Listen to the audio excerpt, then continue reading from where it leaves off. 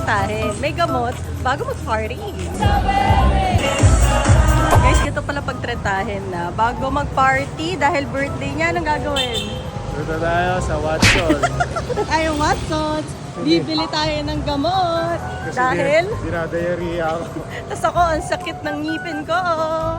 So, later na tayo. Pag-trentahin na ngayon, yun yung gagawin nyo muna. Tapos bumili na rin tayo ng pang-anti yun, hangover. Dito tayo.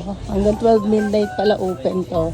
So, tignan mo na kung ano kailangan mo. Hanggang 12 midnight sila open. 2:47 lang, dito na tayo. Dito na tayo diretso. Bili tayo ng Ponstan and Diatabs. Tapos sale sila ngayon. Guys, nakabili na kami.